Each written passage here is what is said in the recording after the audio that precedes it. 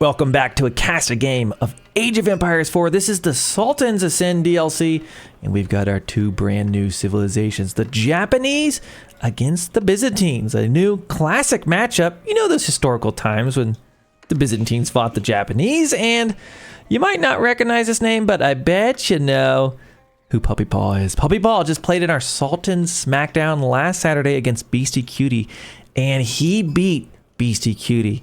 So I'm going to be watching very closely to see how he's playing the Japanese here up against the Byzantines. Filisberto, outstanding top 200 player in the game. This is going to be a really good matchup.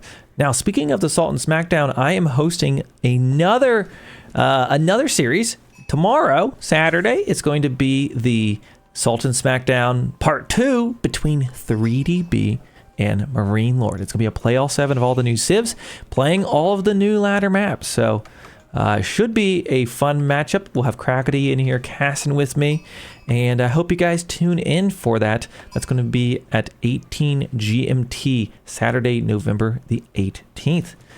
Okay, let's see how Puppypaw is opening. So he put basically every single villager onto sheep there at the beginning, took one vill out here to the farmhouse, and he got his first tech. And then he came out here, and look at this. The maps have been spawning like this recently. This is a bonus forge. Look at that. It touches the stone and the gold. So that's pretty cool. So it's put 3 new vills out to the gold. Looks like a 4th actually now going out.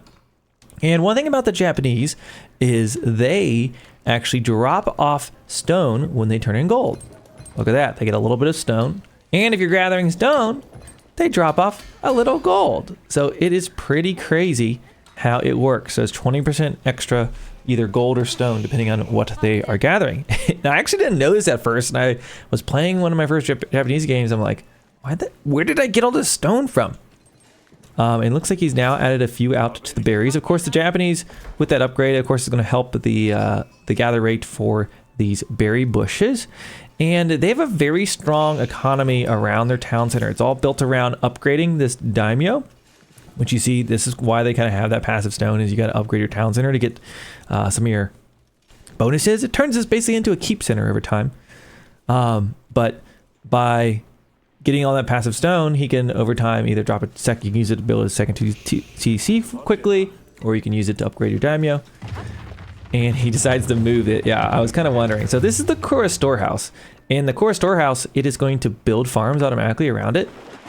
He had it here originally, and it would have been blocked by the trees. Now, once it's built all the potential farms, it generates wood. So it's basically a passive wood generation once you got all your farms built up. And originally, I thought it was like, oh, well, this is just a mill. It's just a food drop-off point. You can drop off all resources at it. It's a storehouse. So you can actually, in the early game, forego building a lumber camp, use the Kura storehouse as your lumber camp against the tree line. And that can really help you if you're doing some kind of feudal rush or whatever your build order, or you're going for a second TC. We see Puppypaw now going for some stone here. Let's check in on see what Filisberto is up to. He's going up with the Imperial Hippodrome. And did he gather any olive oil? No, he didn't really gather any berries. He just built this to get wheelbarrow, and that was it. So very interesting. He's decided to forego the olive oil to get his mercenaries out. And going up with the Hippodrome, make me think he's going to go out for some raiding, potentially on these berries, potentially on the backside up here on this stone or gold. But the thing is, the Japanese are going to get their second TC so quickly, it'll be interesting to see if Puppypaw will be able to pull that off before any horsemen can really do any damage. Now, I say he's going for second TC. He could upgrade the daimyo, so we'll have to watch that, but I'm pretty sure he's going to go for a 2 TC build. Pretty popular with the Japanese right now. Of course, it's very nice. You've got your passive kind of food generating, getting your farms automatically, and then getting some wood from that. So he's getting the stone, and notice, by the way, he's getting a little bit of gold every time he turns the stone in. And we'll see what Filisberto goes here. So I almost wonder if he's going to go for a fast castle. Oh, he's got a fair amount on wood here. I don't think it's too early to call right now. We'll see where these 4 villagers to go. But he's left a fair number of vills on gold right now, which is interesting because he has almost 200 gold. And I mean, he's already got wheelbarrow. Maybe he's going to go for some techs, which he certainly could, but a cistern being dropped down right now. So, yep, there we go. Let's see if he queues up any units. And he does. He's going to be making some horsemen. going out to the berries now, so he'll start to get a little bit of olive oil.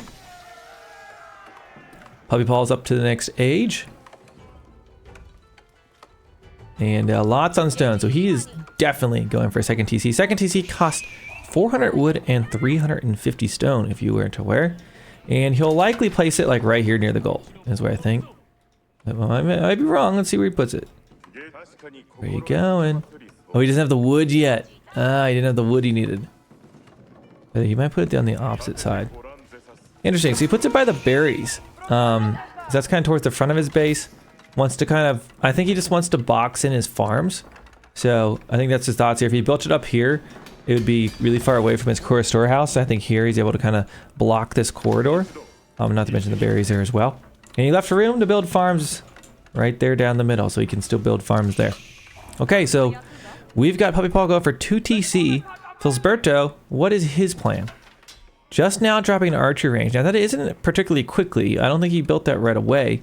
But he's going to be going out with horsemen and with archers is going to be his goal here. But you can see already a Japanese spearman waiting. So really, I'll be honest, I don't like rushing Japanese just on 1 TC with Byzantines because it feels like, you know, they're going to get the second TC down. They're very good defendable position here. And you'd have to like really dedicate to a ram rush with the infantry and rams. And you got, not to mention, you got to build a blacksmith. You got to get the tech. It doesn't feel very quick. I like doing Ayubid ram rush because you get the ram tech automatically. And if you do bazaar, you can get your infantry for the cost of gold. Okay, so he's going right for it. So let's see if he can put his money where his mouth is. I'm a doubter of this 1 TC Byzantine ram push. And let's see what David Kim's going to be able to do. And maybe this is a good lesson for you if you're trying to learn the Japanese. You know, it's all a pretty clean opening there with the 2 TC. I think it's pretty popular in the meta right now. Will he be able to hold on against a big rush like this? I feel like he's had the time. Archer's going to start moving up.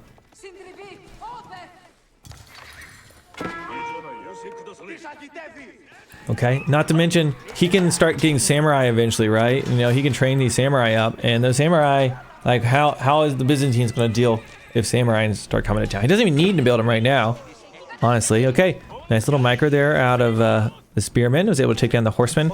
Now the archers remain, and now we have a Japanese horseman chasing Filisberto's archers back. And boy, not looking good. Japanese on 2 TC. We've got Byzantines losing a few units there in that fight. Okay, taking out the scout back at home. Nice little pick there. So got a little bit intel, but ultimately does lose the scout. Interesting. He placed a barracks and deleted it. Was that a decoy? Was he trying to play mind games here? Did you guys see that? Did he rebuild the barracks? Very, very, very interesting. Or he changed his mind. Maybe he's gonna make some rams. Okay, so I'd say like now's his opportunity, but look at this. We got 2 stables, we got a barracks. He can just spam out, I mean, quite literally whatever he wants right now. But okay, Filisberto gonna be making a ram. Perhaps he could take out all that production. I mean, it is kind of on the outskirts of the TC range. That could really help him if he could take out some of that production, because he did produce, you know, put some wood into that. But David Kim's army is continuing to grow.